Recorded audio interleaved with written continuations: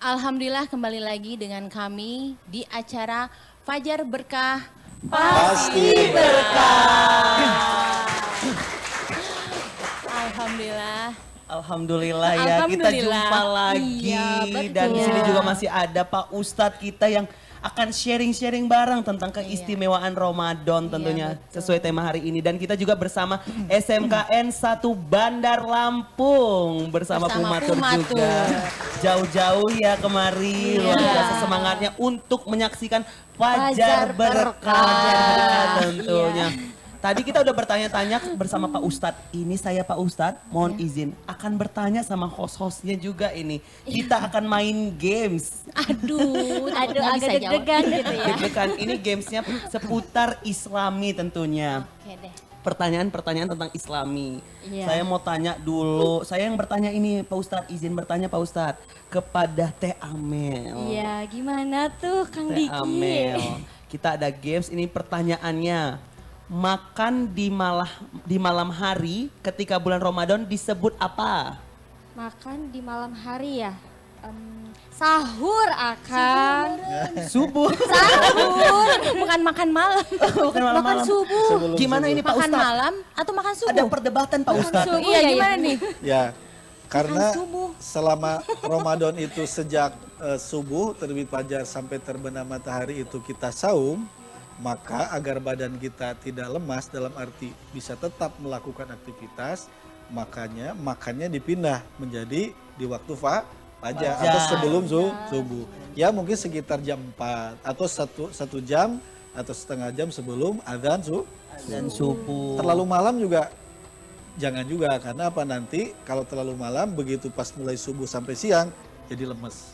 Artinya 1 jam atau setengah jam sebelum waktu Subuh sambil menyaksikan juga Fajar Berkah, makin berkah nanti ya sahurnya, makannya juga makin berkah ini Pak Ustadz. Iya. Wah luar biasa, ternyata terjawab tadi ya, makan subuh, makan sahur, ternyata makan sahur. Saya kira tadi jawabannya makan malam.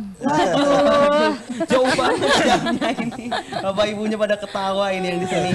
Ini saya mau bertanya sama Mbak Ita. Kenapa Iya, saya Mbak boleh Ita ini yang nih. bertanya? Karena emang udah pernah mengalami ini Saya Mbak aja yang Ita. nanya gimana. Oh, Mbak Ita. Aduh. Izin saya Mbak Ita yang bertanya ini. Mbak Ita, karena Mbak Iya. Ita kebetulan pernah mengalami.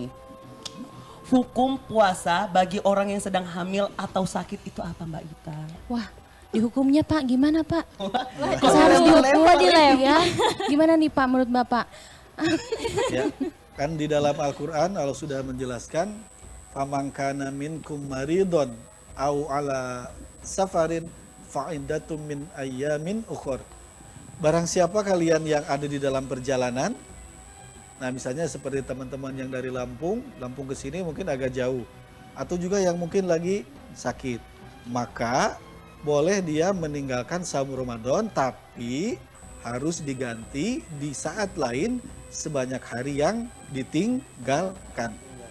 Berarti saum itu, Ramadan itu sedemikian penting karena tidak bisa diganti. Maksudnya tidak bisa hilang. Hukumnya wajib ya? Kalau misalnya perempuan head nggak sholat, ya sudah. Tetapi ketika saum, kalau head di bulan Ramadannya tidak saum atau sakit atau perjalanan, tetapi di luar Ramadan, dia harus mengganti sebanyak jumlah hari yang ditinggalkan. Tinggalkan, wah. Kodok berarti ya. Ya, diganti. Jadi Kita benar-benar pernah wajib biasa banget ya, wajib banget ingat tuh Mbak Ita. Berarti ada juga yang nggak puasa, iya. Mbak Ita, Teh Amel, Mbak Mana sih? Amel. Ah, tuh. tatapinya ke sini dong, Mbak Ita. Mbak Itanya pengen ditatap banget ini kelihatannya. Saya jantungan Iya dong. gitu. Ternyata tuh nanti wajib diganti kalau nggak puasa. Dan cowok-cowok berarti Pak Ustadz bisa full puasanya Pak Ustadz kecuali sakit ya, karena nggak pernah ngalamin haid ya. Nah, Diki sendiri gimana nih kalau lagi Bahaya batal ini. nih? Apa aja nih? Aduh. Gara-garanya apa nih? Biasanya Haus gara-gara ya? MC banyak. Mungkin MC banyak. Haus seret gitu. Jadi langsung, nggak ada siapa-siapa nih, minum gitu ya. Gimana Pak Ustadz? kecuali memang kalau ada bapak-bapak yang bekerjanya siang dalam keadaan pekerja keras sehingga dia tidak bisa misalnya lemas kalau tidak puasa. Memang kan agama Islam itu begitu sangat bijaksana. Dia bisa tidak saum, seandainya di bulan lain juga tidak bisa saum, maka para ulama ada juga yang membolehkannya untuk mengganti dengan fidyah setara dengan orang yang sudah tua yang sudah tidak sanggup lagi saum. Jadi ada proses nanti mengganti dengan fidyah. Tapi itu kan syarat dan ketentuan berlaku. Kayak kupon ya. Ternyata laki-laki juga bisa pemirsa di rumah nggak puasa. Iya. Tapi bukan berarti ada boleh ditinggalkan gitu aja. Iya. Syarat dan ketentuan berlaku. Kalau nggak tahu hubungin kita di sini. Boleh. Atau pemirsa di rumah juga mau tanya-tanya, kita ingatkan sekali lagi yang ingin bertanya-tanya. Pemirsa di rumah, sahabat Fajar Berkah bisa menghubungi melalui 0813 9447 7912. Ini pertanyaan buat Teh Amel nih. Ini pertanyaan susah banget ya. Hukum puasa termasuk rukun Islam yang ke berapa? Ayo, pasti susah kan? Susah kan? Nggak bisa jawab kan? Tuh kan. Aku tahu yang Apa? ketiga. Iya kan? Sebutin Mbak Ita. Satu dulu. Dari satu apa? Satu dulu. Pak Ustadz sepertinya kita lupa semua. Betul. Betul. Ada sholat, zakat, saum. Ya. Syahadat, Puasanya. sholat, Zakat, zakat, puasa. saum Ramadan, dan Dan apa Pak Ustadz? haji. Dan haji bagi yang mampu. Ada 5 nih teman-teman pemirsa di rumah. Yang keempat berarti yang puasa. Oh ya. iya yang keempat. Salah ya berarti Pak Ustadz. Nggak apa-apa. Ya Allah. Biasanya untuk memudahkan itu memang ada teknik menghafal. Iya. Termasuk nanti untuk sahabat sekalian yang misalnya mau mempelajari Al-Quran, ada caranya untuk biar bisa membahas ilmu nahwu sorof tata bahasa Arab dengan memakai metode jari. Mudah-mudahan di lain kesempatan bisa sharing. Siap. Berarti Pak Ustadz kalau ilmu nahwu sorof tuh sangatlah berguna ya Pak Ustadz. Ya. Karena Al-Quran itu kan bahasa Arab. Berarti kita walaupun bukan orang Arab, idealnya adalah mengetahui kaidah-kaidah bahasa Arab. Karena kalau mempelajari Al-Quran hanya terjemahan, ya kalau terjemahan kan bukan Al-Quran. Artinya walaupun kita bukan dari Sanawiyah, bukan dari Aliyah, bukan dari Fakultas Agama, kalau kita serius mempelajarinya, insya Allah Allah berikan kepahaman. Saya dulu kuliah di IPB, Institut Pertanian Bogor. Kan nggak ada jurusan PAI gitu, nggak ada. Tapi alhamdulillah karena keinginan yang kuat, motivasi, akhirnya Allah berikan kemudahan. Dan insya Allah ilmu nahwu sorof tata bahasa Arab Al-Quran itu mudah asal mau serius mempelajarinya. Salah satunya nanti pakai metode jari. Metode jari. Metode jari ini kayaknya buku yang dikeluarkan Pak Ustadz ya Pak Ustadz. Iya Saya pernah dengar betul. ini. Metode jari, ternyata ada hafalannya dengan metode jari. Metode jari. Saya mau atau Pak Ustadz nanti Siap. dididik ya Iya Pak Ustadz. ya Pak Ustadz. Baik, insya Allah. Boleh nih. Sekarang Amel yang nanya nih ke Bisa? Ke Pak Ustadz. Ya. ke Mbak Ita dulu deh. Amel mau nanya. Salat sunnah. Gampang banget jawabannya. Enggak. Salat sunnah yang dilakukan di bulan Ramadan itu apa? Sholat sunat, sholat tarawih. Gimana nih Pak Ustadz? Bener nggak? Ya, sholat yang hanya ada di bulan Ramadan yaitu apa? Sholat tarawih, sholat yang dilakukan di waktu malam setelah sholat Isya. Kan di luar Ramadan kan nggak ada sholat tarawih ya. Jadi sholat tarawih adalah sholat sunat yang dilakukan di malam bulan Ramadan. Luar biasa sekali ya istimewaan Ramadan. Nambah lagi sholat tarawih. Berarti Pak Ustadz kalau misalnya kita mau sholat tarawih tapi nggak bulan Ramadan bisa nggak Pak Ustadz? Namanya bukan sholat tarawih. Kalau sholat malam tiap malam juga kan ada. Bisa sholat tahajud, biasa sholat apa. Tapi kalau khusus namanya tarawih itu sholat yang dilakukan di waktu malam Ramadan. Kemungkinan kita sudahi saja untuk pertanyaan games ini ya. Alhamdulillah kalau disudahin saya nggak dapat. Buka pertanyaan. Pas saya udah jantungan Ya. duluan kalau pertanyaan gini. Kita Kalau buka Islam. pertanyaan untuk para penonton di sini. Iya sudah hadir bersama kita ya. SMK Negeri 1 Bandar Lampung. Bapak Ibu guru silakan. Ada yang ingin bertanya boleh angkat tangannya di sini. Bertanya silakan mangga Bapak Ibu. Baik, terima kasih. Assalamualaikum warahmatullahi wabarakatuh. Waalaikumsalam warahmatullahi wabarakatuh. Nama saya Ina Rizana, saya guru SMK Negeri 1 Bandar Lampung. Izin bertanya Pak Ustadz, bagaimana caranya memaksimalkan ibadah di 10 hari terakhir di bulan Ramadan untuk mengharapkan malam Lailatul Qadar, tapi pada saat itu wanita itu sedang mengalami atau sedang dapat datang bulan gitu. Bagaimana cara untuk memaksimalkan ibadahnya? Terima kasih, itu saja. Bagus banget Pak. Ini gundah gulana ibu-ibu ini biasanya Pak Ustadz. Wanita. Dengan remaja juga. Ya. Betul. Memang untuk perempuan kan ada alamiahnya tiap bulan ada tamu yang datang. Dan itu tamu rutin kan datang. Memang ada yang berpendapat bahwa walaupun misalnya beliau itu lagi haid, ada yang asal tidak tidak mudorot, misalnya tidak berceceran gitu, nah dia masih tetap boleh pergi ke masjid. Ada yang pendapat.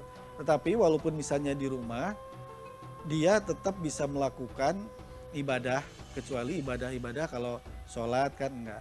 Setidaknya dia bisa berzikir. Berzikir karena kan pada hakikatnya kalau kita melihat definisi masjid itu kan bukan hanya bangunan yang kita kenal sekarang. Masjid itu adalah tempat sujud. Di rumah pun kita bisa disebut masjid secara fungsi. Artinya di malam 10 terakhir itu bagi ibu-ibu yang sedang kedatangan tamu tetap bisa melakukan ibadah dalam arti misalnya zikir, mengingat Allah, bisa juga baca Al-Quran. Agar apa? Agar semoga ketika di 10 terakhir itu datang Lailatul Qadar juga semoga mendapatkannya. Kalau bagi yang tidak haid tentu kan menunggu malam Qadar itu dengan cara iktikaf di masjid. Tetapi ada tantangan bahwa biasanya buka saum bersama itu mau di kantor, mau di mana, kadang suka dilakukan setelah tanggal 20. Bukan nggak boleh, padahal ketika misalnya saum Ramadan, apa yang terjadi? Bisa jadi sholat isyanya berjamaah ketinggalan. Nah mestinya cara untuk memaksimalkan, untuk menggapai Lailatul Qadar itu adalah dengan membatasi yang sifatnya tadi. Kalau bisa buka bersamanya sebelum tanggal 20. Sehingga dari malam 21 ke malam terakhir itu kita fokus berada di masjid. Rumahnya Allah. Ya, rumahnya Allah. Memang ada yang programnya selama 10 hari itu mereka tidurnya di masjid. Baik ibu-ibu atau bapak-bapak. Dalam rangka apa? Biar tidak ada momen yang lewat. Karena kan kita nggak tahu malam Qadar itu ada yang nyebutnya 21, 27. Dan itu manusia nggak bisa memastikan. Sehingga dari malam 21 sampai malam 30, malam terakhir, mesti kita tunggu dengan apa? Maksudnya dengan jemputnya, dengan melakukan ibadah maksimal yang bisa kita lakukan.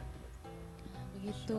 Berarti nanti kalau buka puasa jangan di hari terakhir ya Pak. 10 terakhir.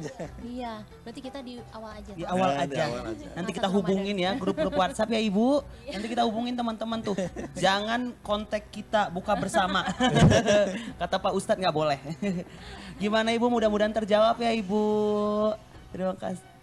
Sama-sama, Masya Allah, terjawab sudah pertanyaan dari Ibu. Mungkin teman-teman dari SMKN 1 Bandar Lampung ada yang ingin bertanya lagi, boleh ngacungkan tangannya.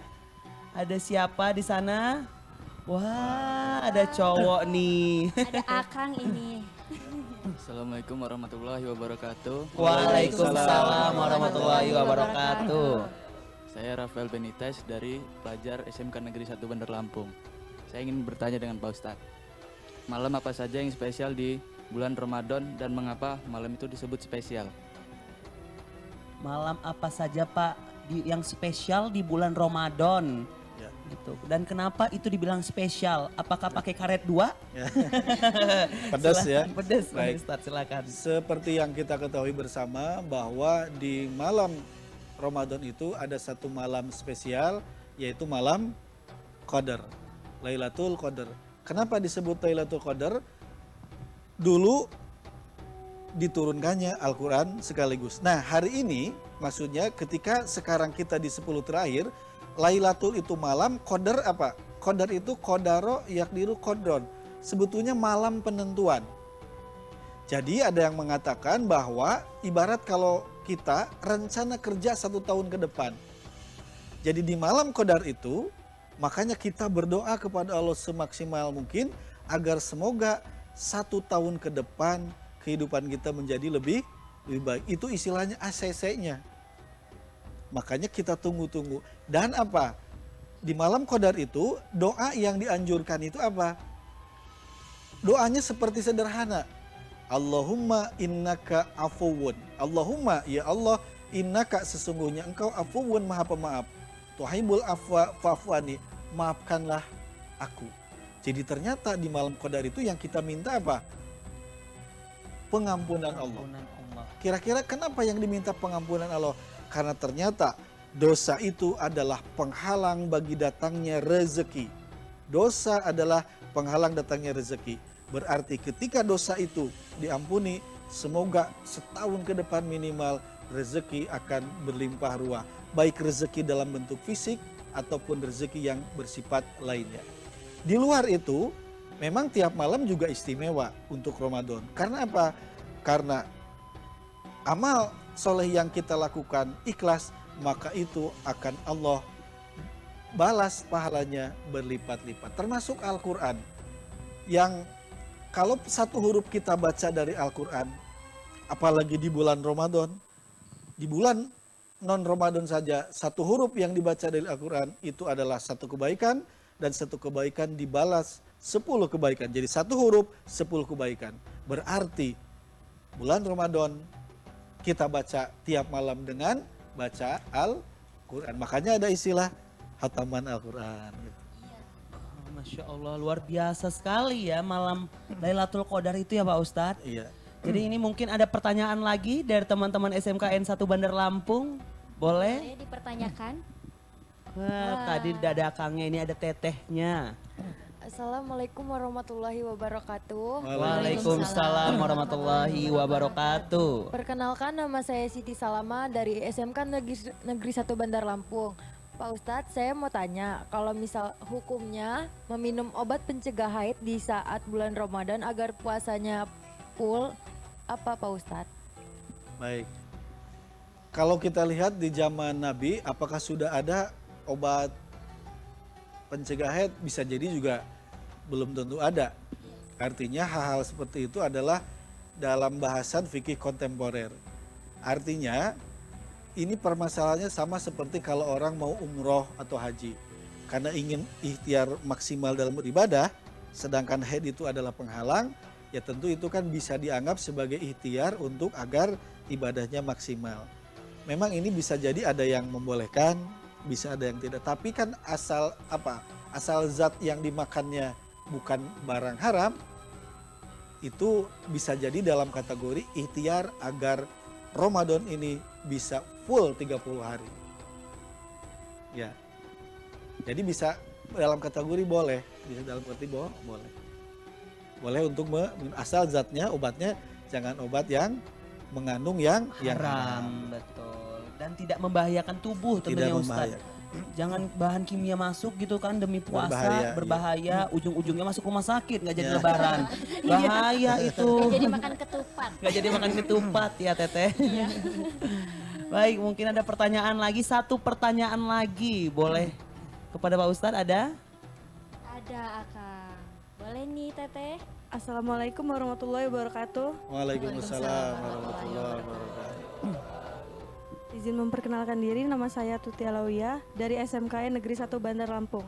Izin bertanya Pak Ustadz, bagaimana sih ceritanya nuzulul Quran itu bisa diturunkan dan biasanya nuzulul Quran itu dilaksanakannya di waktu bulan Ramadan atau pas Hamin berapa gitu atau? Oh, baik. Ya. Terima kasih. Jadi terkait nuzul Quran itu adalah tadi terkait proses diturunkannya Al-Quran kepada Nabi Muhammad SAW dengan perantara malak atau malaikat Jibril. Nah kalau dari, jadi ada dua hal, satu turun sekaligus, yang kedua turun kepada Nabi Muhammad secara berangsur-angsur. Yang kita ketahui bahwa ayat yang pertama turun itu adalah surat Al-Alaq ayat 1 sampai 5 itu turun pada tanggal 17 Ramadan. Berarti tanggal itulah sebagai tanggal pertama diturunkannya Al-Quran. Hari ini sering kita peringati sebagai nuzulul Quran. Nuzul itu turun, Al-Quran adalah Al-Quran. Jadi terjadinya turunnya Al-Quran yang pertama kali 5 ayat. Jadi luar biasa ya, nuzul Nuzulul Quran Quran. namanya Teteh. Jadi Semoga jawaban-jawaban dari Bapak Ustadz bisa bermanfaat ya. ya mencerahkan terus ya. Iya. Jadi kita di bulan Ramadan itu tidak hanya mencerahkan muka ya Pak Ustadz, Iya. ikut juga mencerahkan hati dan ibadah tentunya. Ya ini sudah masuk pertanyaan dari pemirsa di rumah tadi Pak Ustadz, Mbak Ita dan Teh Amel.